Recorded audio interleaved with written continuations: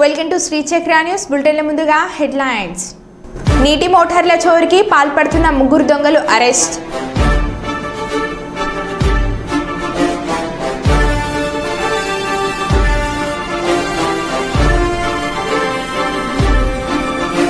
అకస్మాత్తుగా గురుకుల పాఠశాల తనిఖీలు చేసిన చిత్తూరు జిల్లా జాయింట్ కలెక్టర్.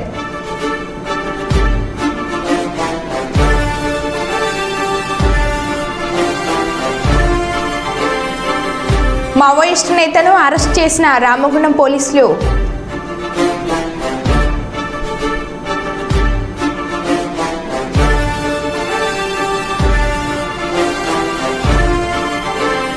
నాగోల్లోని అక్షర టెక్నో స్కూల్ వద్ద ఓ విద్యార్థి తండ్రి అర్ధనగ్న ప్రదర్శన.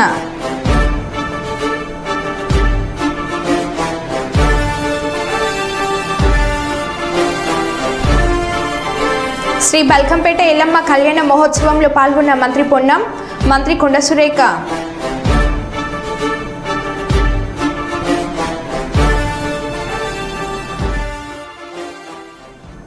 ఇక వివరాల్లోకి వెళ్తే కర్నూలు పాతపట్నంలోని జమ్మి చెట్టు వద్ద గల శ్రీ లలిత పీఠంలో పీఠం వ్యవస్థాపకులు మేడ సుబ్రహ్మణ్య స్వామి ఆధ్వర్యంలో నందిరెడ్డి సాయిరెడ్డి అధ్యక్షతన 4వ ధార్మిక సంస్థల ఆత్మీయ సమ్మేళన కార్యక్రమం జరిగింది. ఈ కార్యక్రమంలో ఆశిం ప్రసంగం చేసిన అచలనంద ఆశ్రమ పీఠాధిపతులు శ్రీ శ్రీ వీరాంజనంద స్వామీజీ మాట్లాడుతూ హిందూ ధర్మ పరిరక్షణకు బాలబాలికల్లో హిందుత్వ బాలజావ వ్యాప్తి చేయడానికి కృషి చేయవలసిన అవసరం ఎంతైనా ఉందని పేర్కొన్నారు. ధర్మం కోసం ఏ విధంగా పాటుపడాలని చెప్పేసి విశ్వ హిందూ పరిషత్తును ప్రోత్సహించి ముందుకు తీసుకెళ్తున్నారు. దానికి ప్రత్యేకంగా అందరికీ హిందూ ధార్మిక సంస్థ ప్రజలందరికీ మరొకసారి ధన్యవాదాలు తెలియజేస్తున్నాం. ఇప్పుడు ఉండే పరిస్థితులలో ఇవి హిందూ ధర్మాన్ని మనం ముందుకు తీసుకపోకపోతే చాలా చాలా ఇబ్బందులు వస్తున్నాయనేది మనం అందరం రోజు చూస్తున్నాం. ఇక చివరకు మన భారతదేశ ప్రతిపక్ష నాయకుడు రాహుల్ గాంధీ విపరీతమైన ఒక మాటను పెంచారు. సనాతన ధర్మము హిందూ ధర్మం అంటే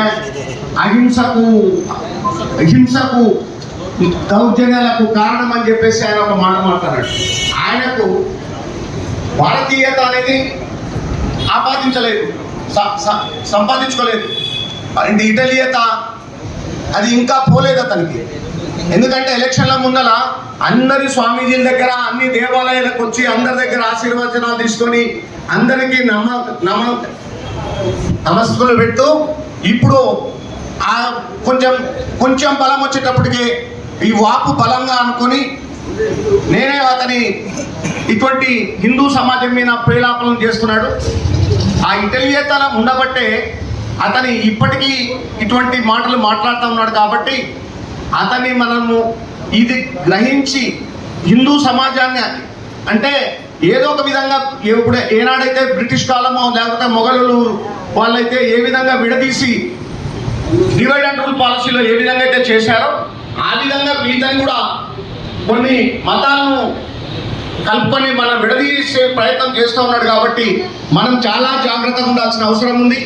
ఈ ధర్మం కోసం పనిచేసే మనం అందరం కూడా ఒక ఏకతాటిపై వచ్చి మనం ఏనాడైతే ఇప్పుడు శివాజీ లాంటి వాళ్ళు, రాణా ప్రతాప్ లాంటి వాళ్ళు ధర్మం కోసం హిందూ ధర్మం కోసం ప్రాణత్యాగం చేసి యుద్ధాలు చేసి జయించి ఐకమత్యాన్ని తీసుకొచ్చారో అటువంటి ఐకమత్యం తీసుకోవాలి రావాల్సిన అవసరం చాలా ఉందని తెలియజేస్తూ దేవరూప్ల మండల కేంద్రంలో నిర్మించిన డబుల్ బెడ్రూమ్ ఇంట్లలో మండల కేంద్రానికి చెందిన కొంతమంది దళితులు ఆ ఇంట్లలో నివాసం ఉంటున్నారు. అయితే వాటిని ఖాళీ చేయమని ఇటీవల అధికారులు వారికి ఆదేశాలు జారీ చేశారు. నేటితో అధికారులు ఇచ్చిన గడువు ముగియడంతో వారు చేసేది ఏం లేక వాటర్ ట్యాంక్ ఎక్కి నిరసన తెలిపారు. ఉన్నపలంగా వెళ్ళమంటే ఎక్కడికి వెళ్లాలని ఆవేదన వ్యక్తం చేశారు.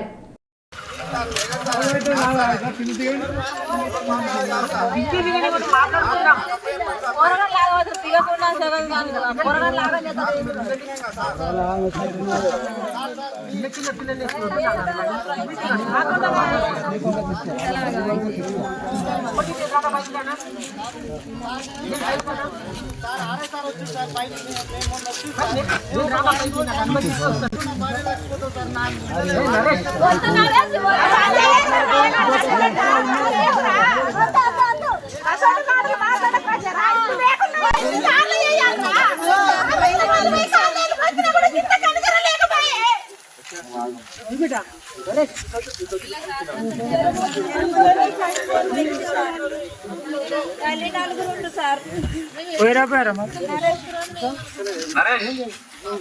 ఫస్ట్ పిల్లలు దింపు, ఎండలేదు చెప్పు దింపు.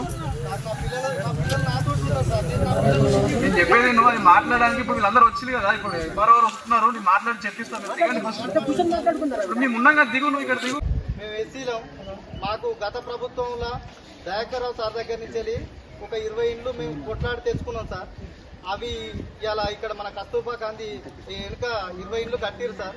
ఆ కట్టడంలో కూడా కాంట్రాక్టర్ మాకు డబ్బులు సరిపోవట్లేవు అంటే మేము ఒక్కొక్కరు 60-70 వేల రూపాయలు అది ఆ కాంట్రాక్టర్కు మట్టికి లేబర్కు ప్లస్ కట్టడం కోసం తక్కువ పడుతున్నాయి అంటే మేము 60-70 వేల రూపాయలు ఖర్చు పెట్టుకొని మేము ఆ ఇండ్లు కట్టించినాం సార్. కట్టించుకున్నాక కంప్లీట్ అయ్యే ముంగట ఆ ఇనాగ్రేషన్ పెట్టే టైంలో ఆ ఎలక్షన్ కోడ్ పడ్డా సార్. మాకు న్యాయం జరగలేదు సార్. పట్టాలు చేతికి రాలేదు సార్. పట్టాలు చేతికి రాకపోవడం వల్ల ప్రభుత్వం చేంజ్ అయింది. ప్రభుత్వం చేంజ్ అయిన కాడి నుంచి మమ్మల్ని చాలా ఇబ్బందులు పెడుతుంది సార్.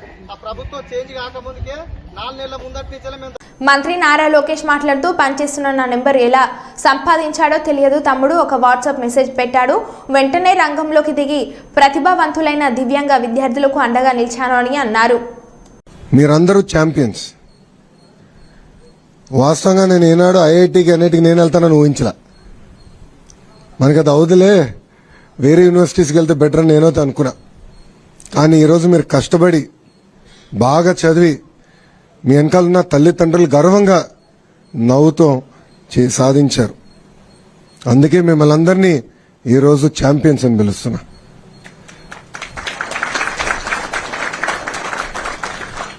నాకు ఛాలెంజ్ అంటే బాగా ఇష్టం.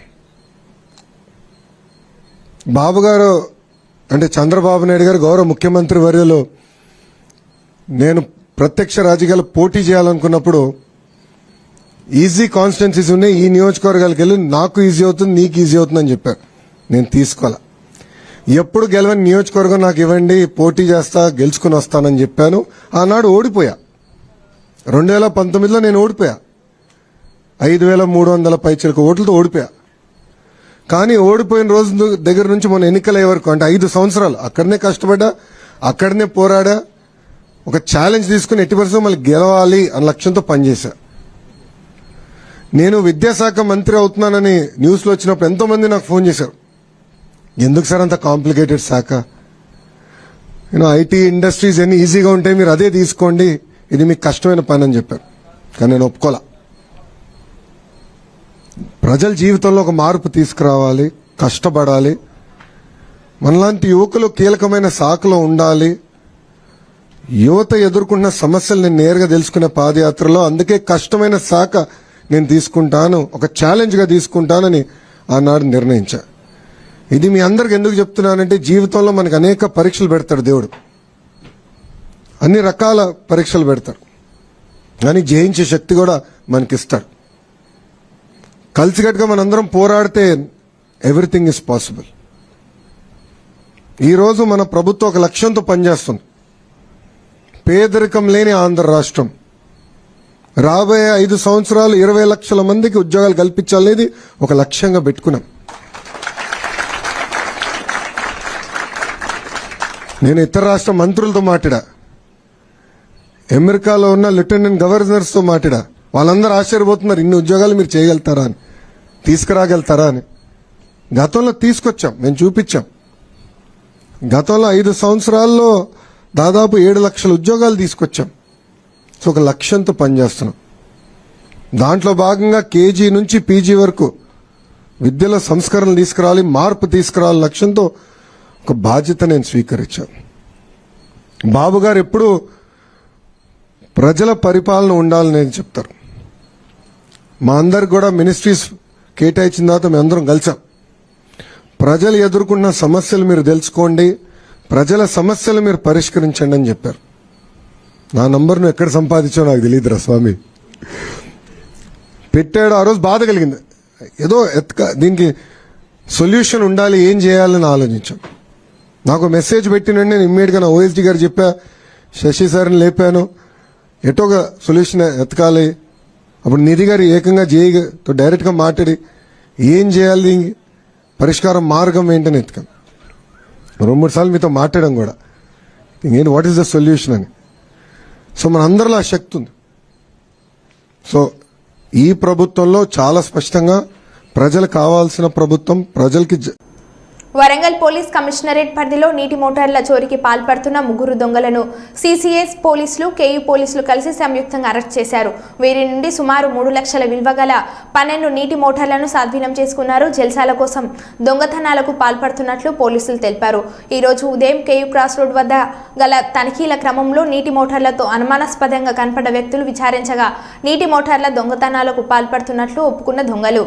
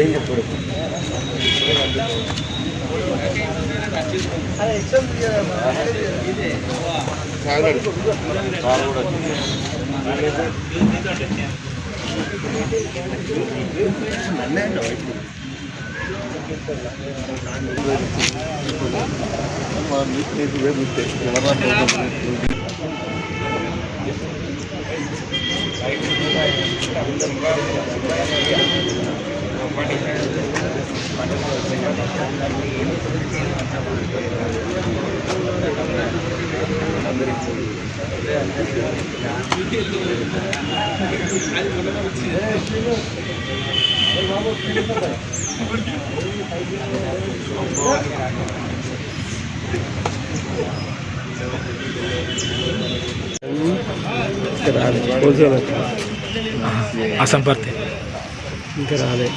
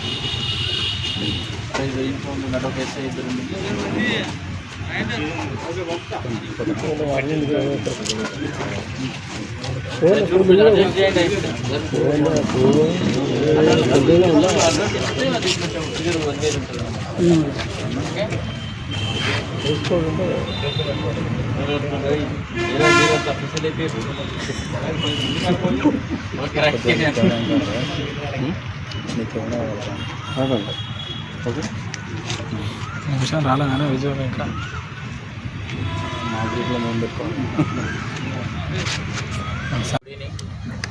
మనకు గత 6 నెలల నుండి అగ్రికల్చర్ ఫీల్డ్లో పొలాల దగ్గర నుండి దొంగతనాలు జరుగుతున్నాయని చెప్పేసి మనకు చుట్టుపక్కల ఉన్న పోలీస్ స్టేషన్లో మరియు మా కేవీసీ పోలీస్ స్టేషన్లో కూడా దొంగతనాలు మోటార్లు ఎత్తుకపోయారని చెప్పేసి దొంగతనాలు జరుగుతున్నాయని చెప్పేసి దానిపైన ఎఫ్ఐఆర్ చేయడం. అందులో మా సిసిఎస్ టీము మరియు మా లా అండ్ ఆర్డర్ టీం వాళ్ళు సంయుక్తంగా ఇన్ఫర్మేషన్ తీసి ఒక ఇన్ఫర్మేషన్ పైన కేవీసీ క్రాస్ రోడ్ దగ్గర ఈరోజు ఉదయం ఇది అక్యూజులు ఇన్ఫర్మేషన్ పైన అక్కడ వెహికల్ చెకింగ్ చేస్తుండగా మనకు 3 దొరకడం జరిగింది. ఆ 3ని మనం తీసుకొచ్చి విచారిస్తే దాదాపు ఒక 6 నెలల నుండి 8 కేసులలో దొంగతనం చేయించారని చెప్పి ఒప్పుకోవడం జరిగింది. ఆ 8 కేసులు ఎక్కడ అంటే కేవీసీ పోలీస్ స్టేషన్లో 2 మరియు నల్లబెల్లిలో 1 కేసు, తర్వాత దుగ్గండిలో 1 కేసు, తర్వాత చెల్పూర్లో 1 కేసు, ఎస్కతూర్తిలో 1 కేసు, సంఘం 1, గన్పూర్ స్టేషన్ గన్పూర్లో 1. ఇట్లా టోటల్గా 8 కేసులు, 12 మోటార్లు మనకు అగ్రికల్చర్ ఫీల్డ్ అన్ని రన్నింగ్ కండిషన్లో ఉన్నవి. అవి మోటార్లు కూడా రికవర్ జరిగింది. వీటి ప్రాపర్టీ మొత్తం దాదాపుగా 3 లక్షల రూపాయల ప్రాపర్టీ. మరియు వాళ్ళు మోటార్లు తీసుకుపోయేటప్పుడు యూజ్ చేసిన వెహికల్ని కూడా మనం సీజ్ చేయడం జరిగింది. ఈరోజు వాళ్ళను రికవర్ చేసి వాళ్ళు రిమాండ్ చేయడం జరుగుతుంది. ఈ దొంగతనం పట్టుకున్నట్లో అత్యున్నత నైపుణ్యం చేసిన సిసిఎస్ అభయను వాళ్ళ టీం మరియు మా ఇన్స్పెక్టర్ సంజు వాళ్ళ టీంను అభినందిస్తున్నాను. Thank you. హైదరాబాద్ శ్రీ బల్కంపేట ఎల్లమ్మ కళ్యాణ మహోత్సవంలో దేవాదాయ శాఖ మంత్రి కొండ సురేఖ గారితో కలిసి కుటుంబ సభ్యులతో కలిసి పాల్గొన్న మంత్రి పొన్నం ప్రభాకర్ అమ్మవారి కళ్యాణానికి మంగళ ద్రవ్యములు, పట్టు వస్త్రాలు సమర్పించిన మంత్రి పొన్నం ప్రభాకర్.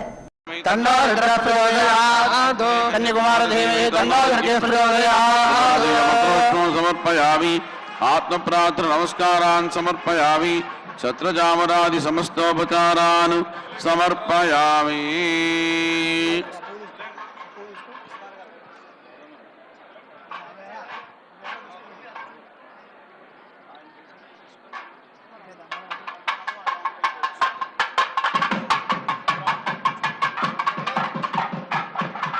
శ్రీ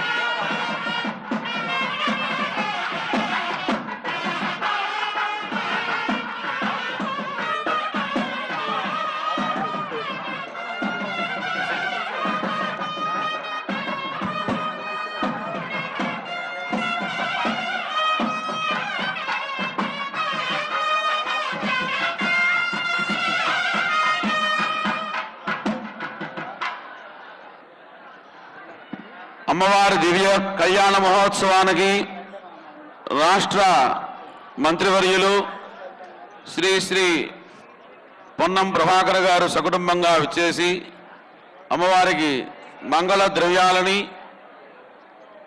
నూతన వస్త్రాలని సమర్పించారు. వారికి వారి కుటుంబానికి ఆయురారోగ్య భోగభాగ్యాలు కలుగ్గాక అని అమ్మవారిని ప్రార్థిస్తూ ఈ కళ్యాణ మహోత్సవంలో భాగంగా స్వస్తి పుణ్యాహవాచనం. స్వస్తి అంటే మంగళాన్ని కలిగించేటువంటి శుద్ధిని చేసేటువంటి ఒక క్రతువు. ఇప్పుడు దయచేసి అందరూ నిశ్శబ్దంగా ఉండాలి. అందరూ దయచేసి మన పోలీసు వారందరికీ సహకరించాలి. నిశ్శబ్దముగా ఉండండి. ఆ స్వస్తి పుణ్యాహవాచనం అనే కార్యక్రమాన్ని చేయడమే కాకుండా సభాసదులు, ఎందుకంటే రేణుకా అమ్మవారిని సాదరంతో సవినయంతో ఈ కళ్యాణ వేదిక మీదకి ఆహ్వానించి రాగానే వారికి అర్ఘ్యపాద్యాదులు ఇచ్చి మంగళహారతిని పట్టి మా యొక్క కళ్యాణాల కోసం, అంటే మీ అందరం సుఖంగా ఉండటం కోసం, మా కుటుంబం, మా పరివారం, మా బంధుగణం, మా మిత్రగణం, మా భృత్యగణం యావన్మంది కూడాను క్షేమంగా ఉండాలి, సమస్త జనులు సుఖంగా శాంతిగా ఉండాలి అని ఒక సంకల్పాన్ని చేసుకొని ఈ కళ్యాణాన్ని మనం ప్రారంభించాము. ఆ ప్రకారంగా ఈ వధూవర రూపంలో ఉన్నటువంటి ఆ పార్వతీ పరమేశ్వరులకి ఇప్పుడు మధుబ్రక ప్రాసన కార్యక్రమంతో మన ఆచార్య స్వాములు మనకి చేస్తారు. ముందుగా కంకణ ధారణ, యజ్ఞోపవీత ధారణ, మధుబర్క ప్రాశనం తదితర కార్యక్రమాలన్నీ కూడా చేస్తున్నారు. అవన్నీ కూడా తిలకరించి కర్నూలు మున్సిపల్ కార్పొరేషన్ పరిధిలోని విష్ణు టౌన్షిప్లో అక్కడి ప్రజలు సమస్యలతో సతమతమవుతున్నారని విష్ణు టౌన్షిప్ కాలనీ వాసులు గోపాల్, సత్యనారాయణ, హర్షల్ కోరారు. ఆ రోజు విష్ణు టౌన్షిప్లో రోడ్లు, తాగునీరు, దోమల నివారణకు చర్యలు తీసుకోవాలని నిరసన వ్యక్తం చేశారు. ఈ సందర్భంగా విష్ణు టౌన్షిప్ కాలనీ వాసులు గోపాల్, సత్యనారాయణ, హర్షల్ మాట్లాడుతూ 18 సంవత్సరాలుగా విష్ణు టౌన్షిప్ రోడ్లు సరిగా లేక, త్రాగునీరు సక్రమంగా రాక, ముళ్ల కంపలతో, విషపురుగులతో, దోమలతో సహవాసం చేస్తున్న పరిస్థితులు ఉన్నాయని, వెంటనే రోడ్లు వేయాలని, త్రాగునీరు అందించాలని, ముళ్ల కంపలు తొలగించాలని, దోమల నివారణకు చర్యలు తీసుకోవాలని వారు కోరారు.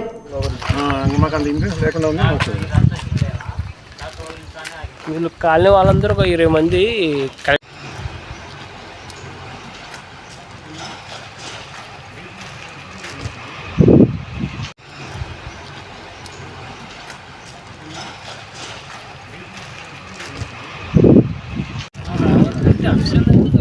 వచ్చి మీరు ఏమన్నా లవర్ కొట్లాడేది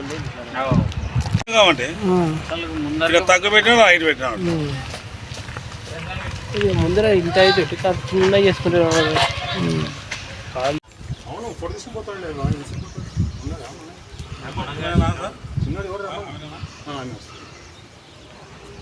ఎందుకంటే ఉన్నది సంకేతం కాబట్టి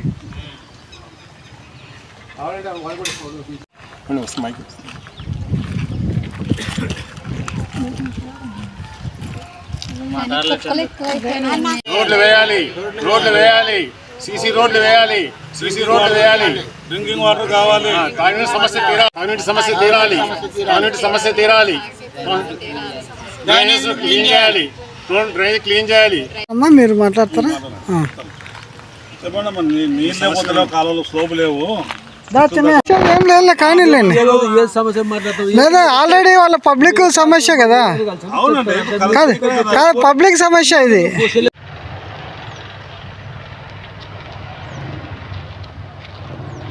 ఒక్క నిమిషం ఒక విజువల్ చేస్తాను. ఓకే చిన్న దానికి లైసెన్స్ ఉంది, ఇవి కూడా అమ్ముతుంటారు. అలిగి టెంపుల్ బయటే కూర్చున్న మంత్రి పొన్నం మరియు మేయర్ బల్కంపేట ఎల్లమ్మ కళ్యాణంకు ప్రోటోకాల్ నిబంధన పాటించడం లేదని అల్కపుని ఆలయం ఎదుట నిరసన వ్యక్తం చేస్తూ కూర్చున్న మంత్రి పొన్నం ఆయనతో పాటు మేయర్ కూడా నిరసన వ్యక్తం చేశారు.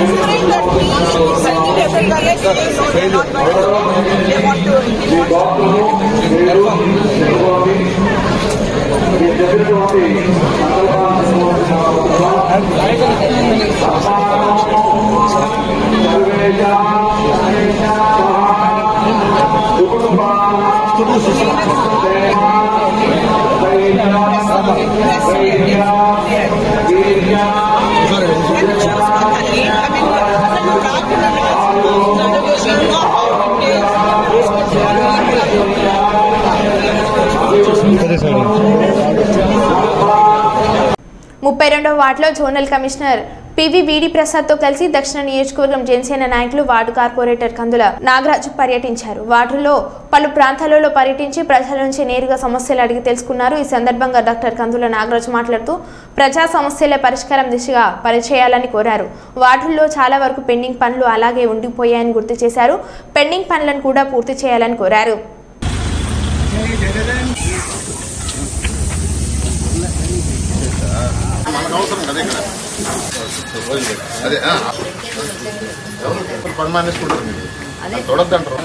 చెట్టు ముట్టుకోవడం భయపడి ఆయన మొత్తం తీసేచ్చారు, రిమూవ్ చేసేచ్చారు.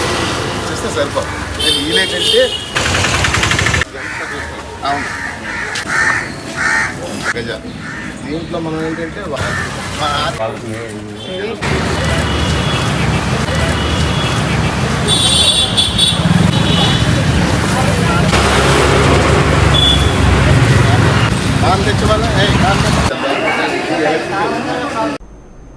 కిడ్నీ తీసుకొని డబ్బులు ఇవ్వకుండా మోసగించారని ఒక వ్యక్తి సోమవారం గుంటూరు ఎస్పీకి ఫిర్యాదు చేశారు. బాధితుడు తెలిపిన వివరాల ప్రకారం గుంటూరుకు చెందిన మధుబాబుకు ఫేస్బుక్లో భాష అనే వ్యక్తి పరిచయమయ్యాడు. కిడ్నీ ఇస్తే 30 లక్షల రూపాయలు ఇప్పిస్తానని భాష ఒప్పందం చేసుకున్నాడని తెలిపాడు.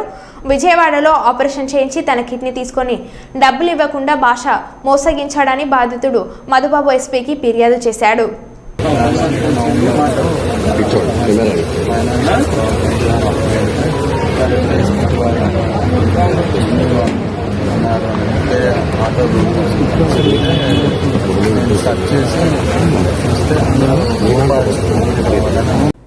డయేరియా పట్ల ప్రజలు అప్రమత్తంగా ఉండాలని విశాఖ దక్షిణ నియోజకవర్గ జనసేన నాయకులు 32వ వార్డు కార్పొరేటర్ డాక్టర్ కందుల నాగరాజు పేర్కొన్నారు.